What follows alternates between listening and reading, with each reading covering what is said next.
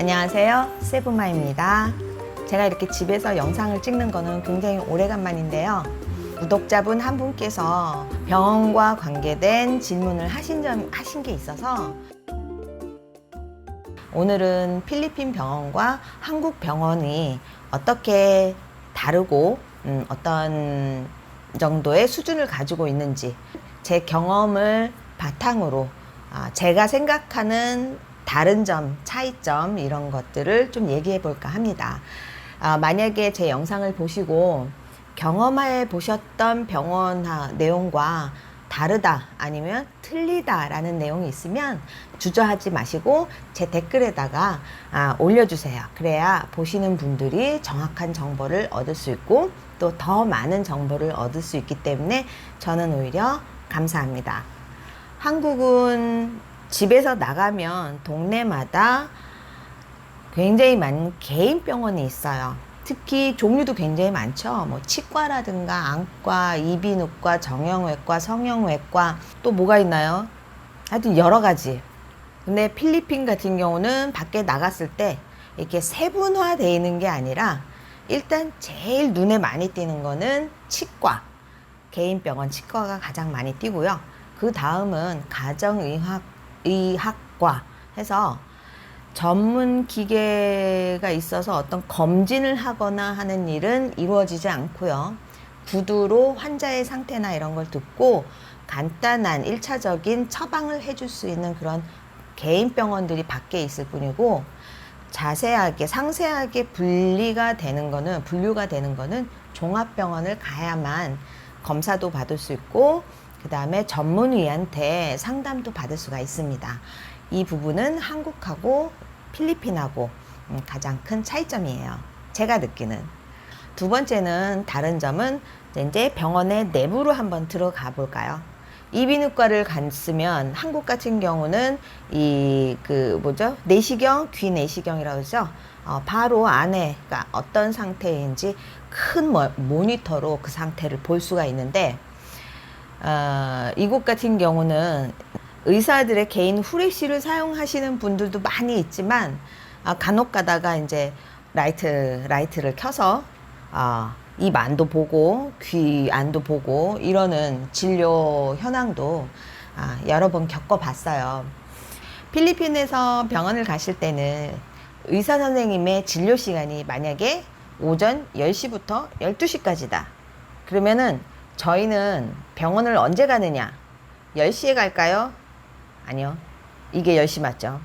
저희는 10시에 안 갑니다. 그러면은 좀 더 일찍 9시에 가서 대기하고 있을까요?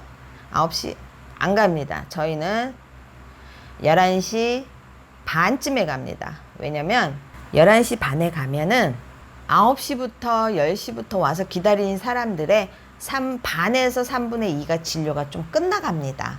그러면 그때 가면 보통 한 30분 기다립니다. 그리고 병원에 가기 전에 이 의사 선생님이 그 진료하는 날에 오느냐, 당일내 선생님이 오느냐 아니면 이미 왔느냐 이거에 대해서 꼭 전화 문의를 하고 가세요. 여기 의사 선생님들은요 많이 결석을 합니다. 그래서 갔다가 낭패 보고 온 경우도 저는 상당히 많았어요. 저는 제 개인적으로 추천을 하자면 임신을 하신 분들 같은 경우는 한국에 가셔서 초반 아니면 출산 둘 중에 하나라도 한국을 가서 하시는 게 좋다라고 저는 추천을 합니다. 제 경험에 빌어서. 제가 우리 아이를 필리핀에서 가졌는데 초반에 한국을 안 나가고 저는 계속 여기 있었어요. 있는 동안 초음파 검사를 2번을 했습니다. 한 번은 이제 임신을 했느냐 확인을 하기 위한 초음파 검사. 그 다음에는 이제 한 달 정도 지난 후에 이제 확실하게 이 부분에 대해서 다시 확실하게 임신이고 얼마의 기간이 됐고 그 다음에 성별을 필리핀은 성별을 얘기를 해주거든요. 그래서 이 부분에 대해서도 이제 얘기를 들으러 간 거. 초음파 검사는 단 2번. 한국에서 임신을 했다면은 아마 상상도 못하는 부분이 아닐까라는 생각이 들어요. 그 외에는 다 그냥 질문이었어요. 잘 먹느냐? 어지럽느냐? 하열이 있느냐? 배가 아프냐? 이렇게 해서 저는 8개월 가까이 7개월 넘게 있다가 한국을 갔어요. 물론 중간에 검사는 한 번 한 건 있습니다. 검사 이제 당뇨라든가 이제 여러 가지 질병에 대한 검사를 했는데 모든 게 아무 문제가 없었어요. 한국을 가서 한국에서 검사를 했어요. 제가 이제 그 진료 받은 검사 기록을 가지고 가서 저 정상이라고 나와 있는데요. 했더니 의사 선생님이 누가 그러냐고 그러더라고요. 그래서 한국에서의 임산부한테의 당뇨 기준과 일반인의 당뇨 기준은 다르다고 하더라고요. 근데 이제 필리핀 같은 경우는 당뇨 기준을 같게 보는 거예요. 일반인들하고. 그렇기 때문에 내가 아무 문제가 없었던 거고, 한국을 기준으로 했을 때는 제 당뇨가 문제가 될 만큼 높았어요. 특히 제 경험으로 봤을 때는 임신하신 분들 같은 경우는 초반이 되었든 아니면 마지막 출산 때가 되었든 그래도 한국에 한 번은 의존해 보는 게 낫지 않나 라는 생각이 듭니다. 그리고 필리핀도 한국과 똑같이 의사의 처방전이 없으면 약을 구매할 수가 없습니다. 한국은 내가 오늘 병원을 가서 진료를 하고 처방전을 받아서 약을 샀어요. 그러면 그 처방전을 가지고 또 다른 약국을 가면 약을 구매할 수가 없잖아요. 필리핀 같은 경우는 그 기록이 남는 게 아니라 의사가 이렇게 써준 처방전만 있으면 살 수가 있어요. 날짜도 관계가 없고, 그 다음에 오늘 이 약국에서 사고 내일 저 약국에서 사고 아니면 뭐 같은 날 이렇게 사도 전혀 문제가 되지가 않습니다. 이거를 악용을 하면 안 되죠.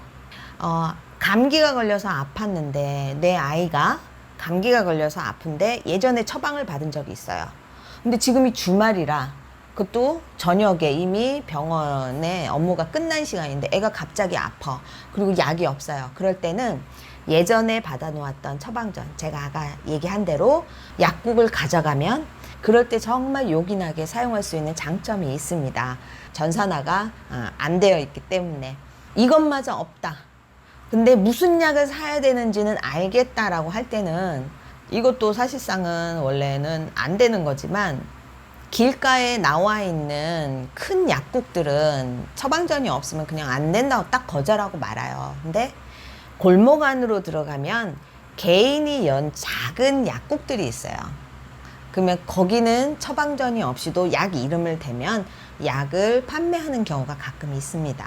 그럴 때는 대부분 집에서 일하고 있는 헬퍼라든가 기사라든가 이런 사람을 시키면은 필리핀 사람들끼리는 또 그런 게 통하는 게 있더라고요.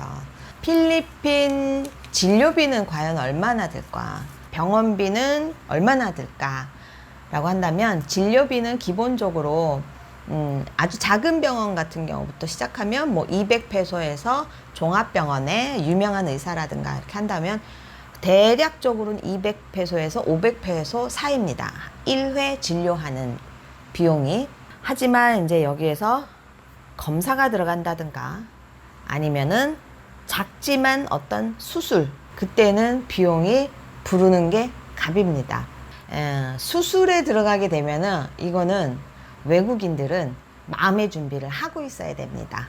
의사가 일반 진료비 외에 추가되는 뭐 특별 진료비라든가 이런 게 붙는데 요거는 의사 마음이기 때문에 10,000페소를 부르기도 하고 5,000페소를 부르기도 하고 깎을 수도 있고, 제가 수술이라고 하기는 그렇지만 한번 짠 적이 있어요. 한국에서는 우리는 간단하게 짠다 이렇게 얘기를 하지만 여기서는 이제 그래도 수술이었습니다. 수술 비용이 한 번은 하루 1박 병원에 입원을 하고 수술한 비용이 80만 원이 넘게 나왔어요. 그거는 이제 뭐가 나오냐면은 핀셋값, 솜이 들어간 값, 거즈 들어간 값, 병실도 누군가 와서 막 쓸어요. 뭐 청소하나 보다 라고 생각하는데요. 이거 다 첨부돼서 나옵니다. 제가 기억이 나는 게 수술하고 나서 이제 깨어난 후에 그 의사 선생님이 한번 제 입원실 문을 빼꼼 열었어요. 말 그대로 정말 빼꼼 열었습니다. 그래서 저보고 너 괜찮아? 딱 한마디였어요. Are you okay? 나는 뭐 희쭉희쭉 좋으니까 그냥 뭐 아프다가 안 아파지니까 괜찮아 괜찮아 했더니 하고 딱 닫고 가더라고요. 그리고 나서 진료비 500페소. 병실 같은 경우는 한국 같은 경우는 1인실과 다인실의 가격 차이가 굉장히 많이 나잖아요. 필리핀 같은 경우도 차이는 나지만 한국처럼 그렇게 크게 차이 나거나 크게 비싸지는 않습니다. 그렇기 때문에 될 수 있으면 1인실을 사용하시는 거를 권해드리고요. 그리고 병원 음식에 대한 거는 한국 음식과 필리핀 음식은 문화적인 차이가 있잖아요. 엄연히. 그렇기 때문에 큰 기대를 하시면 안 돼요. 예를 들면 뭐 수술 금방 한 환자한테 닭튀김이 나온다든가 음식 입맛이 조금 안 맞는 그런 음식들도 있기 때문에 참고로 알고 계셨으면 좋겠습니다. 약값은 한국에 비해서 그닥 비싸지는 않습니다. 아니면 한국보다 오히려 저렴한 경우가 더 많아요. 저희가 외국인이다 보니까 저희가 진료를 받고 나면 의사들은 자연스럽게 브랜드가 좀 더 좋은 약을 추천을 해서 써줍니다. 그래서 저희가 사는 약들은 대부분 어느 정도 수준 이상의 약들을 처방을 받아요. 필리핀 서민층이라든가 아니면은 이제 좀 힘들게 사는 친구들 같은 경우는 병원을 아무래도 좀 더 저렴한 병원을 가게 되고 아니면은 어쩔 수 없이 종합병원을 가게 되더라도 의사 선생님한테 좀 싼 거 없냐라고 얘기를 해서 약도 처방을 가격이 좀 더 싼 그런 약으로 처방을 받는 경우가 있어요. 근데 이제 건강을 위한 거니까 뭐 굳이 약 싼 걸로 해주세요 뭐 이렇게까지 할 필요는 없는 것 같아요. 근데 그래도 알고 계시는 건 좋을 것 같아요. 약의 가격 차이도 좀 있다라는 거. 이 얘기는 필리핀 병원과는 조금 별개의 문제지만 그래도 꼭 드려야 되는 얘기인데요. 많은 질문을 받습니다. 요번에 5일 놀러 갈 건데, 일주일 놀러 갈 건데, 여행자 보험 들어서 가야 돼? 하고 하는 질문을 지인들이 올 때마다 항상 듣습니다. 들으세요. 여행자 보험. 비싸지 않잖아요. 여행자 보험 생각하면 이 어떤 물놀이를 하다가 사고가 난다든가 아니면 뭐 길을 가다가 차 사고가 난다든가 이런 쪽만 생각을 하시는데요. 저희는 여기 있다 보니까 별의 별 경우를 다 봅니다. 정말 많은 경우를 다 봐요. 제가 예전에 두리안 열심히 먹었죠. 시장에 가서 과일 좀 먹을까 하고서는 두리안을 번쩍 들었다가 이게 굉장히 날카로워요. 이렇게 보면은 잘 모르지만 깜짝 놀라서 이걸 떨어뜨립니다. 그나마 운동화를 신으면 다행이지만 이게 2kg, 3kg 되는 이렇게 못 같은 게 발등으로 떨어졌다고 생각을 해보세요. 골절상이 올 수도 있고 그 다음에 이제 심한 경우는 수술을 해야 되는 경우도 당할 수가 있어요. 그런 경우가 있었습니다. 저희 통해서 오신 손님 중에 그런 경우가 있기 때문에 아깝다 생각하시지 마시고요. 여행 오시는 분들 짧더라도 여행자 보험은 꼭 들으시기 바랍니다. 보험 얘기가 나와서 또 한 가지를 더 추가할게요. 필리핀에서 여행을 오시거나 아니면은 이제 아이들 공부를 가리킨다든가 아니면 일적으로 오셔서 계신 분들 실보험 처리 받으실 수 있습니다. 저처럼 모르시는 분이 어딘가에 계실 거라고 생각을 하고 병원에 가셨으면 잊지 마시고 의사가 직접 쓴 진단서를 하나를 더 써달라고 해서 받아오셔야 돼요. 그 다음에 진료비 낸 영수증, 원본 그것도 필요하고요. 자, 오늘 세부맘의 마지막 정보 정리해 드리겠습니다.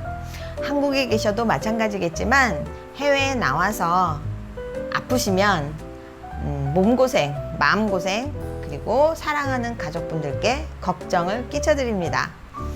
절대 아프지 마세요.